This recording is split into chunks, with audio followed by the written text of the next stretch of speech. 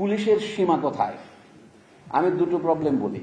আমরা পুলিশের যে দুটো কাজ, আমরা বলি ক্রিমিনাল জাস্টিস সিস্টেম। যখন আপনি অপরাধীকে গ্রেপ্তার করেন এবং সোপর্দ করেন, তখন এটা আদালতের হাতে চলে যায়। কিন্তু এখন প্রায় বলা হয় পুলিশের তরফ থেকে, যে কথাগুলি আমরা গুজব আকারে শুনেছি, যে আমাদের দেশের ক্রিমিনাল জাস্টিস সিস্টেম বা ফৌজদারি ব্যবস্থার উপর নির্ভর করা যায় না। কোর্ট জামিন দিয়ে দেয়, অপরাধী মুক্ত হয়ে যায়। কারণ আমাদের ব্রিটিশ আইনের প্রধান বাকবিধি হলো কি, বরঞ্চ নিরপরাধ ব্যক্তি যেন শাস্তি না পায়, অপরাধী বরঞ্চ ছাড়া পেয়ে যায়। এই কারণে তখন তারা পুলিশ অনেক বেশি উৎসাহী হয়ে ওঠে।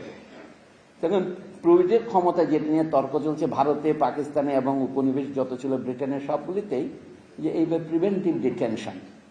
আমি স্পেশাল পাওয়ার অ্যাক্টের কথা বলছি না, ওইটা তো সরকারের ম্যাজিস্ট্রেট দিয়ে করবে। কিন্তু এই যে বিনা পরোয়ানায় গ্রেপ্তার করা যায়, যেটা দিয়ে সুপ্রিম কোর্ট নির্দেশ দিয়েছে যে এইটা বিনা পরোয়ানায় গ্রেপ্তার করা যাবে না। পুলিশ অফিসার কাকে বিনা পরোয়ানায় গ্রেপ্তার করতে পারে? সেই কুখ্যাত 54 ধারা।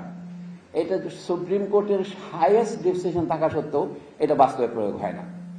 আমাদের বুকে হাত দিয়ে মনে করতে হবে যে পুলিশ এখন যে একটা অদ্ভুত অবস্থায় আছে, তাদের জনপ্রিয়তায় ভাটা পড়েছে, যেটুকু থাকা উচিত ছিল সে নেই।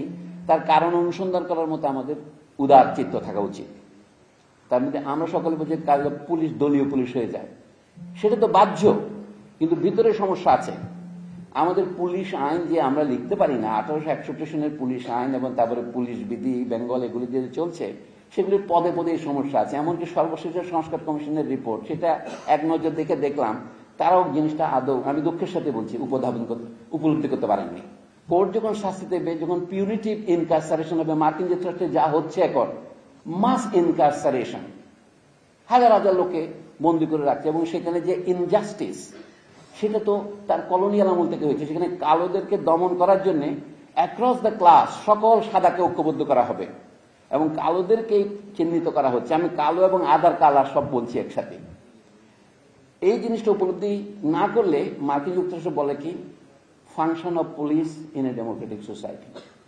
তাহলে যেখানে পুলিশ নিজে জনগণকে রক্ষা করতে যায়, যে কারণে সে বলছে ফায়ার ডিপার্টমেন্টের চাইতে আমাদের কাজটা আলাদা, কারণ আমরা সমাজকে রক্ষা করি, সেটা মার্কিন যুক্তরাষ্ট্রে দেখা যায় একটা ব্যঙ্গচিত্রের মতো হয়েছে। অত সকলেই তো আমরা বলি মার্কিন যুক্তরাষ্ট্র গণতান্ত্রিক সমাজ, কিন্তু গণতন্ত্রের চেয়েও এটা বেশি ধনতান্ত্রিক সমাজ। যে কারণে সেখানে অবিচার প্রাতিষ্ঠানিক রূপ পেয়েছে।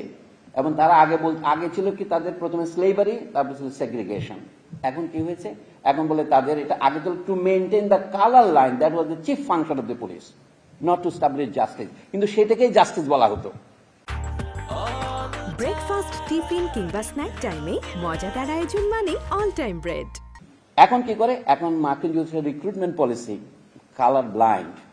কালো লোক রাষ্ট্রপতি হয়, কালো লোক সেনাবাহিনীর প্রধান হয়, কালো লোক পুলিশ চিফ হয়, এবং আমাদের এখন ইউটিউব ভরে গেছে কালোরা কিভাবে সেখানে FBI অফিসার হিসেবে সাদাদেরকেও আক্রমণ করছে। কিন্তু আসল সত্য তো সেটা সেই প্রচারণায় পাওয়া যাবে না, ওটা তো ফিকশন।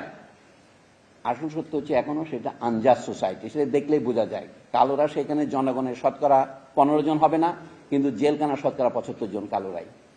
আমরা হিটলারকে যে কারণে সমালোচনা করেছি, যে অত্যাচারের জন্য, সেটা কি জন্যে? জনগণের উপর ফ্যাসিবাদ চাপিয়ে দেওয়ার জন্য নয়, ইউরোপীয় জনগণের উপর ফ্যাসিবাদ চাপিয়ে দেওয়ার জন্য। কারণ ফ্যাসিবাদ বলতে যে কলা কৌশলগুলো ইটালি এবং জার্মানিতে বিকশিত হয়েছে, স্পেনে বিকশিত হয়েছে, দুই মহাযুদ্ধের মাঝামাঝি, আমি একই যুদ্ধের মধ্যস্থানে, সেগুলো তারা আফ্রিকায় 300 বছর ধরে করেছে, তারা আমেরিকায় 400 বছর ধরে করেছে, এবং এশিয়াতেও তারা 200 বছর ধরে এইগুলি করেছে। কিন্তু এটার জন্য কেউ হিটলারকে দোষী করে না। হিটলার যে দোষটা করেছে, ইংল্যান্ড, ফ্রান্স, ওলন্দাজরা একই কাজই করেছে, এবং তাদের পুলিশ নীতি ছিল সেই ঔপনিবেশিক নীতির সাথে। দাসপ্রথা বজায় রাখার জন্য, কালোদেরকে দূরে রাখার জন্য, তারা যেন ভোট দিতে না পারে। এখন তারা বলছে আমরা খুব গণতান্ত্রিক, এখন তো তারা গলা টিপে ধরে বলছে আই ক্যানট ব্রিথ। এটা এখন চলছে না মার্কিন যুক্তরাষ্ট্রে।